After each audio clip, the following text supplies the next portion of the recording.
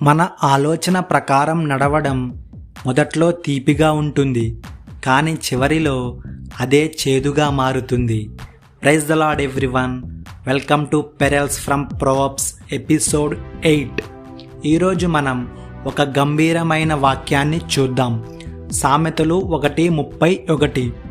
కాబట్టి వారు తమ ప్రవర్తనకు తగిన ఫలము అనుభవించెదరు, తమకు వెక్కసమగు వరకు తమ ఆలోచనలను అనుసరించెదరు. చూడండి ఫ్రెండ్స్, దేవుడు మనిషికి ఎంపిక చేసుకునే స్వేచ్ఛను ఇచ్చాడు, కానీ వాటి ద్వారా వచ్చే ఫలితాల నుండి విముక్తి ఇవ్వలేదు. మన ఆలోచనలు, మన ప్రవర్తన మన జీవితాన్ని తీర్చిదిద్దుతాయి. మనం ఏం విత్తనం వేస్తామో అదే పంట కోస్తాం. అహంకారం, గర్వం అనే విత్తనం వేస్తే బాధ అనే పంటను మాత్రమే కోస్తాం. దీనత్వం, తగ్గింపు అనే విత్తనం వేస్తే కృప, దయ అనే పంటను ఖచ్చితంగా కోస్తాం. బైబిల్ ఇలా చెబుతుంది, మోసపోకుడి, దేవుడు వెక్కిరింపబడడు. మనిషి ఏది విత్తునో అదే పంట కోస్తాడు.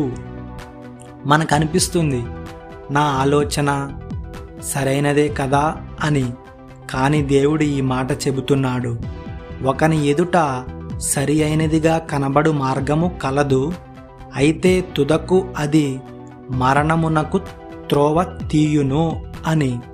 మన ఆలోచన ప్రకారం నడవడం మొదట తీపిగా ఉంటుంది, కానీ చివరిలో చేదుగా మారుతుంది.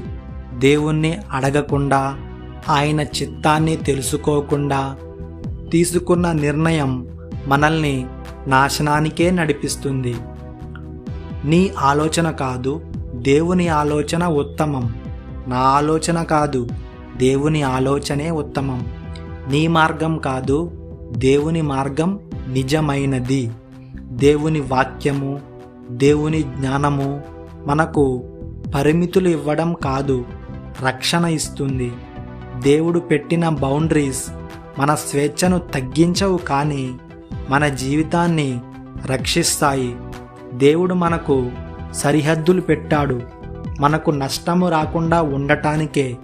అవి బంధాలు కావు, అవి రక్షణ గోడలు.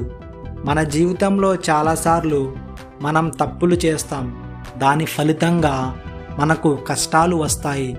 మనమేమో దేవుణ్ణే నిందిస్తాం, ప్రభువా నాకెందుకు ఇలా చేశావు అని. కానీ నిజం ఏంటంటే అది దేవుని యొక్క కరుణ. దేవుడు మనం చేసిన తప్పుల ద్వారా మనల్ని సరిదిద్దాలనుకుంటాడు, మనల్ని శిక్షించడానికి కాదు, మనలో మార్పు తేవడానికి. దేవుని కరుణలో కూడా ఒక్క మెసేజ్ ఉంటుంది, అది మన ఆలోచనలను శుద్ధి చేస్తుంది. డియర్ ఫ్రెండ్స్, బ్రదర్స్, సిస్టర్స్, ఈరోజు మనం మనసులో ఒక్క నిర్ణయం తీసుకుందాం. నా ఆలోచనల ప్రకారం కాదు ప్రభువా, నీ చిత్త ప్రకారమే నడుస్తాను.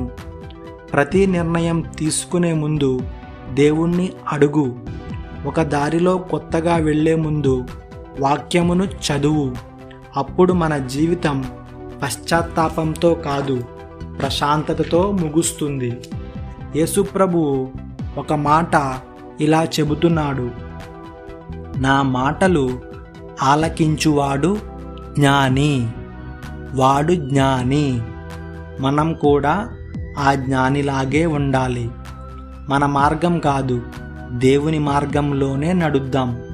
మన ఆలోచనలు, నీ ఆలోచనలు, నా ఆలోచనలు మనల్ని కిందకే లాగుతాయి, కానీ దేవుని ఆలోచనలు మనల్ని పైకి లేపుతాయి. Thank you for watching this video. Please like this video and please share this video. See you in the next video.